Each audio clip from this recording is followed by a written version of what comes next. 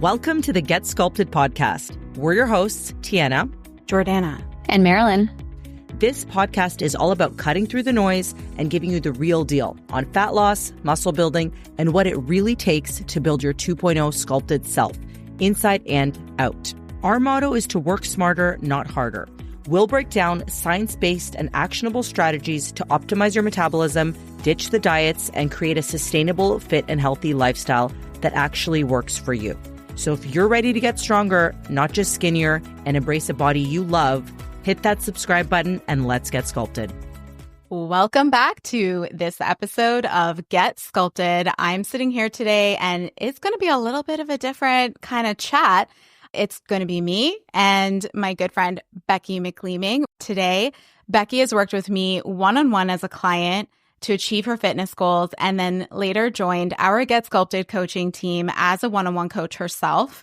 She's lived a lot of different lives, which I want her to tell you all about. But the one thing that has always been a thread in her life is fitness and working out and movement. She's passionate about lifting, loves to travel, and leans into a flexible approach to food and alcohol, which is actually going to be something we go pretty deep into today. So get comfy. You're going to love this conversation and hopefully pick up a few tips that you can implement along the way, especially if you're somebody who wants to build a sculpted body while still allowing yourselves a few of those alcoholic adult bevies. So welcome, Beckie. Thank you for making the time to chat with me today. I'm so excited to have you. Well, thank you for having me, Jordan. Don't forget, you were my business coach as well. So you've done a lot of amazing things for me. Aww. And it just keeps getting better. Well, we're thrilled to have you on the Get Sculpted team. And today, I'd love for you to tell us a little bit about your career path and how you ended up in fitness full time. Oh boy, there's twists and turns everywhere. But basically, when I started things out, I always loved hospitality and travel and adventure. And that's where I headed. I went to hospitality school. I worked for hotels. I grew up working in hotels and restaurants. I worked on cruise lines. I was a flight attendant. And through my various roles, I became a trainer and I really started to get involved in the human resources side. Hence, going back to school, doing work with human resources, only to be laid off once upon a time from one of my hotels, not due to performance, but that triggered me to do something I'd always wanted to do. I'm like, I'm going to now have time to go get my personal trainer certification and drink coffee while everyone goes to work. And that's exactly what I did. I love that. And at what point in time did you start to rethink your relationship with food and alcohol as part of your fitness journey for yourself? Oh my. Well, you know what? I was always aware of it because, as I just said, I grew up working in hospitality and dining, and I come from a family of 5, and my dad was like a partier, a social guy. So that was part of who I was, and that's part of what the world is. You drink and you socialize, but I also realized that it was holding me back. And as I got older, from feeling the way that I wanted to feel and, projecting what I wanted to project to women on what life and a healthy life looked like. And so how did you make that change? What did it look like for you?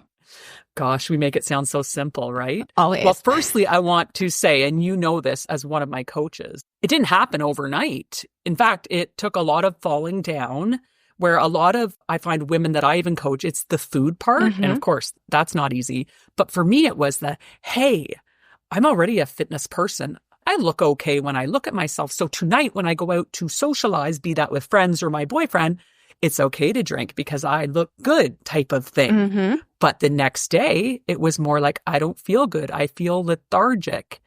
And I'm not making excuses. I know why. So I tried the cold turkey, or I'm not going to drink or do a dry month. I think I've done one in my life.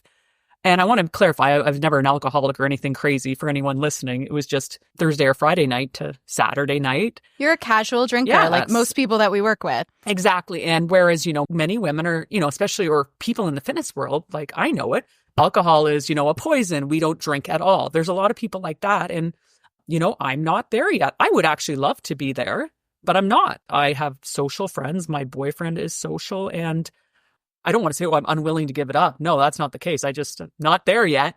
But I've found some great ways to help me be present, have a little taste, but couldn't tell you the last time I was buzzed or was drunk or forgot anything. I love that. So what are some of those tips and tricks that you've implemented over the weekend that we started together many years ago now? I love how we're smiling because we know what's coming up. Yeah. There's not too many. I'm not this like wizard of, hey, this is how you don't drink. I'm the spritzer girl, right? Meaning a lot of us love a glass of wine. We can't even say why. We're like, I just want to sit down and have a nice glass of wine. And I was that girl. I can be that girl still, but I started implementing my spritzer strategy, which basically is a heck of a lot more spritzer and a taste of wine, because I'm sorry, I've heard enough people say, oh, pretend you have a drink in your glass and you have a sparkling water. Like, I love sparkling water. I live on it. It's not the same in a party situation, but pouring a full can of bubbly or Pellegrino into a glass, it's fabulous. And I've now take that strategy to a restaurant, because if you order a spritzer at a restaurant, it's still more wine than spritz. And I feel like a bit of a jerk, but I'm like, may I have an extra glass? You know, a full thing of sparkling water and some ice, and I won't bother you again. And you know what? The hydration part. Yes. You're having a bit of a drink, but it's all water with a slight taste. And I don't have to buy expensive wine because I don't want to water that expensive wine down. So it can be anything. I love that. And so like the things that I know you and I work on with our clients is, first, we want to set a weekly limit, right? So when we're just drinking for the sake of drinking, we first want to create like awareness around what is our actual habit. And this can work with food and dining out, but it also works really well with alcohol. And so that was like one of our first steps, is we set a weekly limit. And then we started to get more creative around how do we navigate around that weekly limit. So, you know, I love to explore things that are, you know, maybe those alcohol-free drinks, you know, things that you can make otherwise. But when you're really just wanting that little bit of enjoyment, I love the spritzer strategy. It is so smart because you get to have the flavoring, but you're not taking in as much alcohol, which we know, especially for our clients, like if you're in your 40s and beyond, it can be quite impactful to your health in terms of slowing you down and the next day and slowing your metabolism down. And so we really want to minimize that. Yes, absolutely. And I'm sure there's many people listening that could agree with me here. Like for me, if my boyfriend and I were drinking a bottle of wine, what's that? 2 glasses each? So in your head, you're like, it's not that much. But now if we were to be at home and have a bottle of wine, like, and when I say, oh, I could have like 3 or 4 glasses and keep this straight. This is over several hours. And if I could look at the bottle, I would have had not even a quarter of it. Yeah. And if my boyfriend was on his A game, the rest of it would be gone. But my point being, at the same time, I've had, you know, almost 2 liters of water in that same time span. Yeah. So total consumption is down. Yes. And it's amazing. And I think a lot of people, especially when we're younger, we don't realize the correlation between alcohol and fitness performance. But as we get older, we definitely feel that impact. Oh, and you know what's almost worse? It's not some huge hangover. It's the, you know, you feel okay, but just okay to like not really do anything the next day. Yeah. So like how would it have affected your performance previously versus now? How do you feel the next day when you go to the gym? Well, I keep saying I'm sure people can identify or agree with me. You know, you feel okay the next day. And I'm saying, say it was a Friday night and it's a Saturday. Oh, I was going to go to this 9 a.m. workout. I'm not going to go today because you're just a little bit lethargic. But you tell yourself, oh, I'll go a little later. Whereas now I go into that strategy if it was Friday night. And let me say it, I am going out for dinner with friends into something on Friday night. I've already signed in to the gym where I lift heavy at 9 a.m. the next day. And I'm not going to cancel out of it because now I'm planning ahead. What is more important, the boozing it up Friday night or the hitting my workout goal on Saturday? Well, Saturday is more important. I love that. And so what would be some signs or symptoms somebody might be looking for to recognize if alcohol is holding them back in their fitness and health journey? Where I think a big symptom or sign could be, you're like, but I'm doing everything I should be. I'm doing my 4, 5, 3 workouts per week. I'm even getting my steps in. I'm drinking water. I'm eating what I'm supposed to be eating. but somehow you're forgetting to mention that maybe Friday and Saturday night, that's going out with friends, going out for dinner. Maybe Thursday night, there's a drink here. And that's where it is. I'm not even going to go into all these steps. That is quite often the case.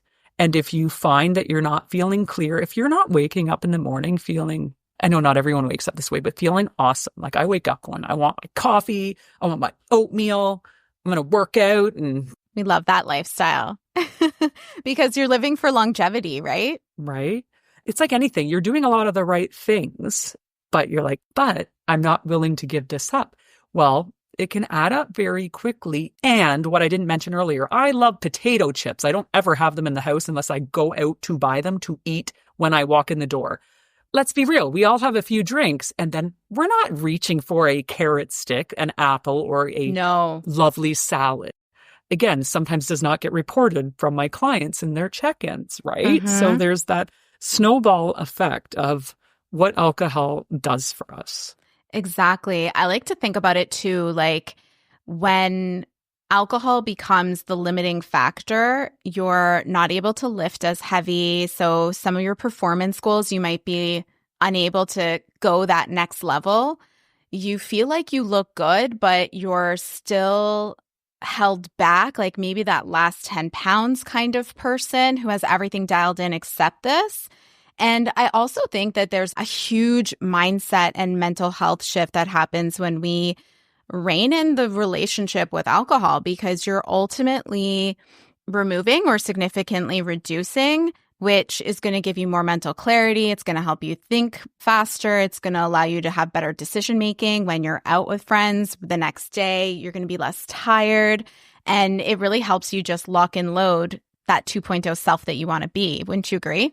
Oh, absolutely. And a big part of it, and I found this really evident in my life lately, you know, when you're, and again, I'm not 20 anymore, but let's be real. When we're going out, people go out to eat, usually to drink, and then maybe you're going to listen to live music.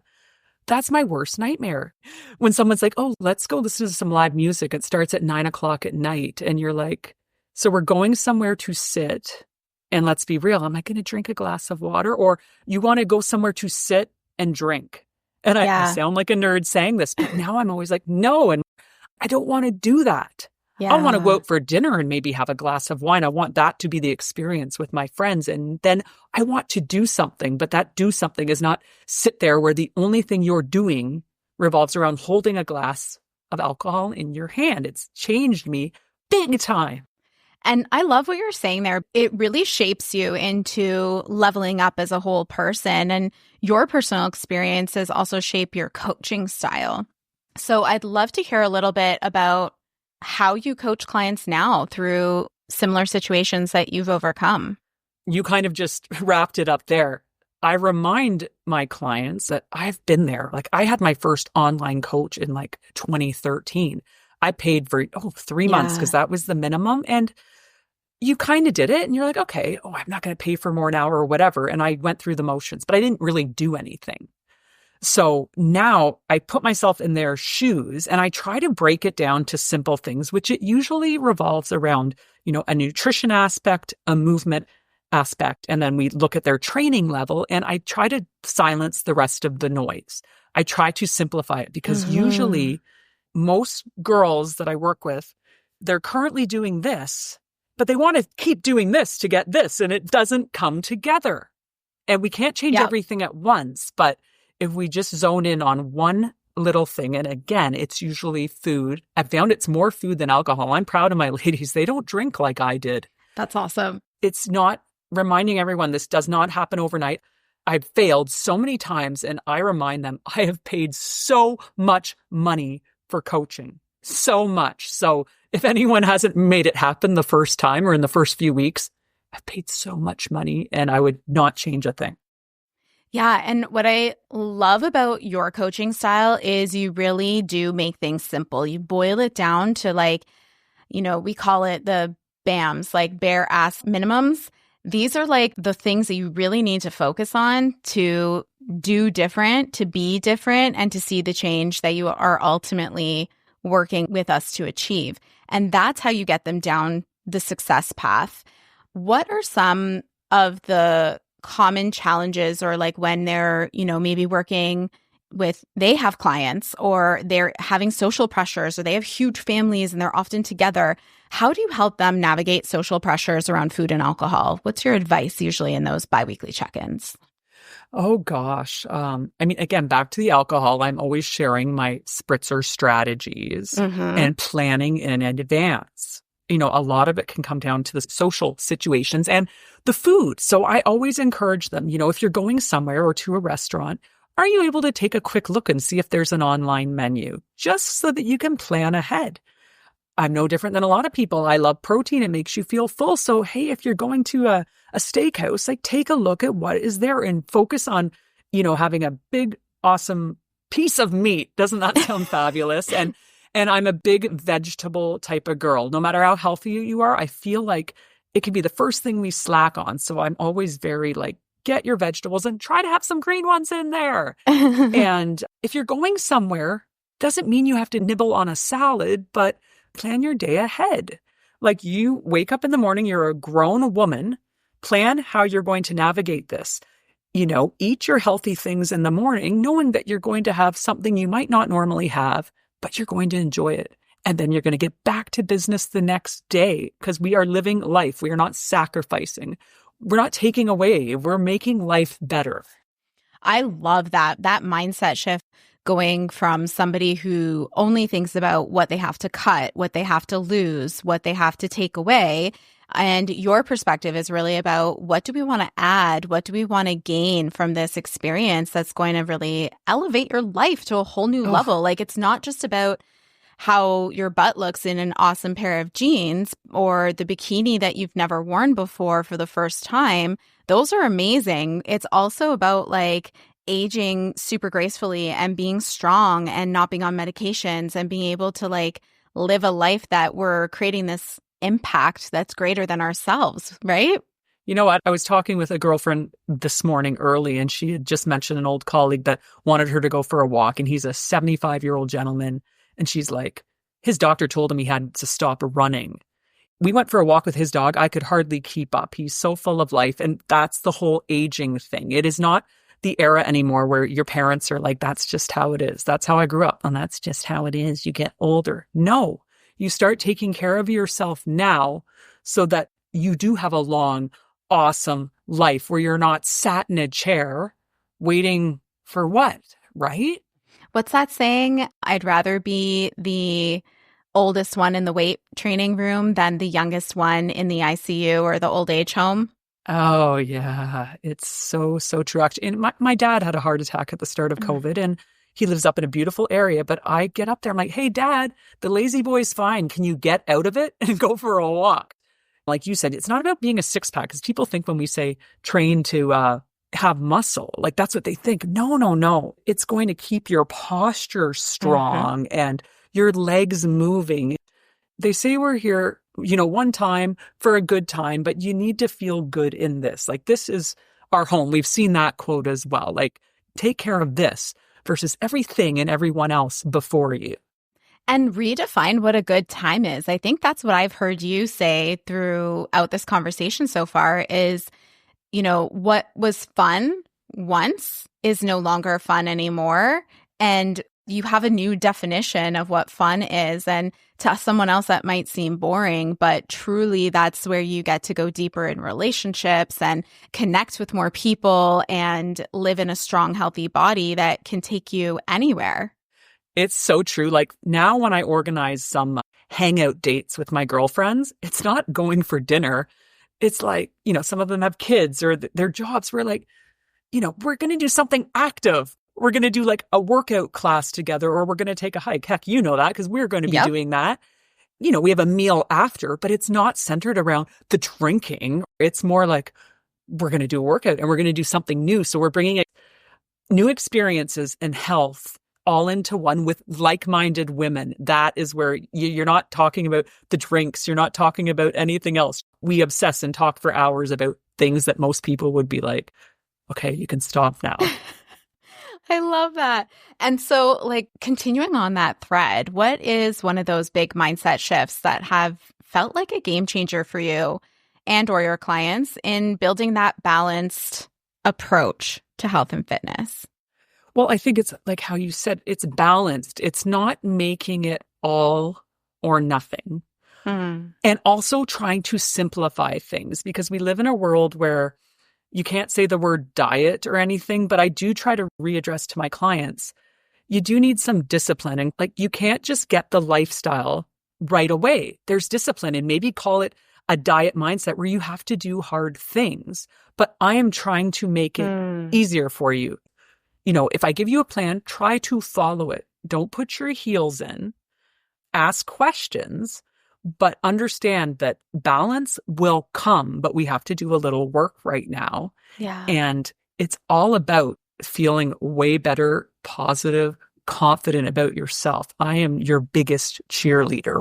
I love that. And like anything new is going to be hard before it becomes easy. So you have to be taking in that learner's mindset. Even if it's something that you've tried and failed at before, that doesn't mean that you have to apply the old mindset to a new opportunity. It's so true. And you really do have to be open-minded, because a lot of people do come in, they're scared, right? We're all scared, not just of, I'm supposed to change forever. And there's the investment. You know, you're asked to pay quite a bit of money as the client, and I hate to break your heart, but yeah, you have to do almost all of the work. It is on you. But again, we are here. I am here to say, hey, I've done it. I want to help you do it. But you do have to make time to make this happen. If you're putting everyone and everything before you, you can't keep doing that. And it's going to take a little bit of a shift. It's going to take time. But until you do that, we're not going to progress forward. So it's really cool seeing that click when it happens. I love when that shift happens for people, when they're like, oh my gosh, I get it now. And that's when I usually see the results start to skyrocket. The wins start to stack. The strength starts to go up. They feel it. They see it in their physique. And, that's when they get off medications and all of these wonderful successes start to happen. When you think about all the women that are sitting on the sidelines, wishing, hoping, thinking, believing that they're a failure because they've tried so many times, what would you tell them right now about taking a fresh step forward? I would tell them to get off their beep and do it right away. Stop thinking so much. Stop scrolling so much. Be present. Make it happen. There is nothing better in life than feeling frickin' amazing about yourself inside and outside. If anyone ever followed my social media, I have a picture of me when I'm 20, 21. And I've had friends say this. I'm not insulting 45, 50-year-olds, because that's what I am now.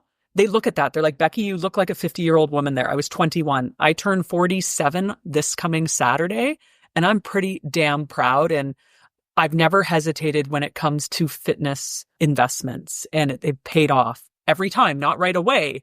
But it's what brought me to you, Jord, and to all these fabulous women. Aw. You have literally aged in reverse. And for anybody that has not seen Beckie's transformation, go check out, it's in the show notes, Beckie's Instagram account, and you will see it firsthand. She speaks the truth, aged in reverse here, and has dedicated her own fitness journey to uncovering. That's what you've done, is you've taken your 20 plus years of experience and channeled it into helping others achieve their goals. And I'd love for you to tell your experience about what happens when you find your middle ground and how fitness has changed for you and nutrition from being something that's getting you to a physical goal to now you do high rocks competitions and you run and you do a 10K here and there. And it feels like a whole new level has been unlocked for you. It's been my life, a lot of my grown-up life, not as a professional or anything, but I've always loved it. And I think a big part of that is finding the like-minded people that also love it. So when I've done those things that you've said, it's been with like-minded friends or clients that are like, I kind of would like to try this. That's why a few days ago, we were like, let's do a 10K. I didn't really want to do it, but some of the girls did. And then we mentioned it to our Get Sculpted group. And before you know it, there's a whole crew. And it's still bringing two things together, fitness and community, and like that part of me that likes to be social, because of course we'll do the run, but chances are we'd have a brunch afterwards where we can all come together. You're right. It's my life, the whole doing these fun events. Like I've been talking to a friend, like for the High Rocks, there's one in New York City at the end of May, which I just found out was sold out. Oh. But it's bringing the adventure together. It's bringing the things that are most important in life to me, which is fitness, friends. I can put family in there, but my friends are kind of more fit than my family. And travel, which it's all about being present and in the moment. I love that. That is amazing. And that's what we want all the women to experience, right? All of our clients in our community. So true. And part of it is just feeling like you belong somewhere. I didn't say this earlier, and I'll say it quick, but a big part of my career challenges were I felt I was going through the motions. And there might be women out there like, of course we need money to survive. And I did all these jobs that sounded really cool, but I was always like, gosh, is this what life's all about, to do this for too many hours of my day? And once I got into the full-time fitness thing through being a group fitness coach, that is where the change came. I was surrounded by people that did not have to be there, that were getting out of bed in the 4s, like, you know, hi, I'm going to be there at 5 a.m. And they would say, thank you, Beckie, for being here for us. And it would bring tears to my eyes because no, I was thanking them for being there for me. And it was just like, where else in the world at 5 a.m. are you happy to be there unless you haven't gone to bed and you're on vacation in the South Pacific, right? It's true. And I think that is so touching and moving and such a piece that I also can relate to, in the sense where you're getting so much from that experience, but you're giving so much in return. And there's such a reciprocity there. And I think it elevates you like nothing else, really. Gosh, almost too much. As you know, like the thing is you feel so involved, and I have to sometimes remind myself, because if a client's having a challenge, I take it more personally, right? Like I'm like, what did I do wrong? And it's not because I want to point the finger at my client, but you've told me even like, no, Beckie, like we can only take on so much. But I'd rather care that much than in previous lifetimes where I'm like, oh gosh, it's not 5 o'clock yet, right? Clocking in and clocking out. Oh my gosh, yes. So this is a whole different ball game. And again, when I see it click for women, when I see them really getting it, there's no other high, right?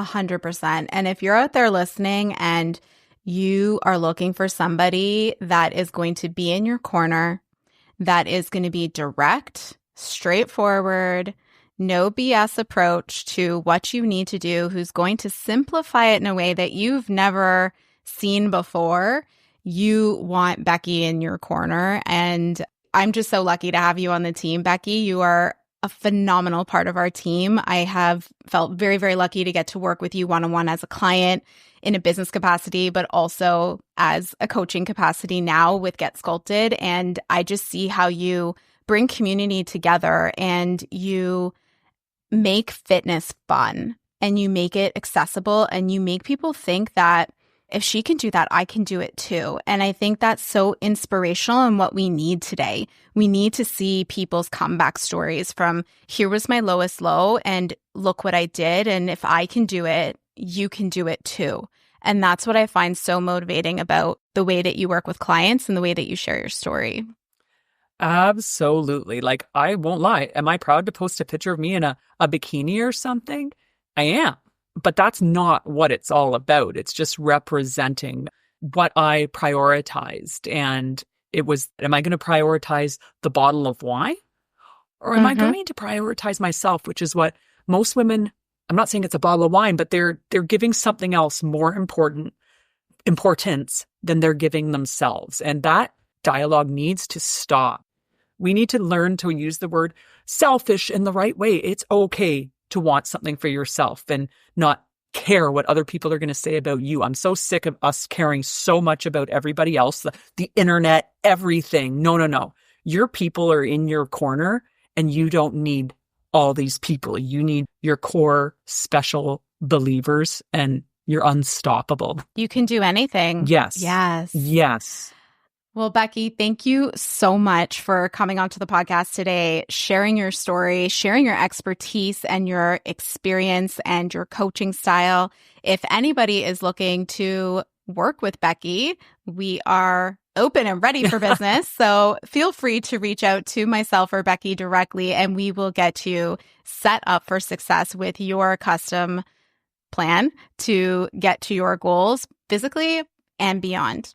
So thank you guys so much for joining today. Remember that every small choice adds up to big transformation, and take that one step today to create the life that you deserve. Prioritize yourself and see how that feels for once. And if you love this episode, please feel free to share it. Please feel free to give us a 5-star review, because we need to lift one another up and to share these messages with one another. Take care and see you on the next episode. And that's a wrap for today's episode of Get Sculpted. We hope you feel inspired, empowered, and ready to take the next step in your fitness journey. Remember, building your 2.0 body is a unique journey for you. It's about showing up for yourself consistently and not being perfect. If you loved today's episode, don't forget to hit subscribe and leave us a review and tag us on social at getsculpted.ca. Your feedback helps us reach more women like you who are ready to cut through the noise and make lasting changes. For more daily tips, inspiration, and behind-the-scenes content, follow us on Instagram and check out our handles in the show notes below. Thanks for tuning in, and we'll catch you next time on Get Sculpted. Until then, remember this: getting sculpted isn't about working harder, it's about working smarter.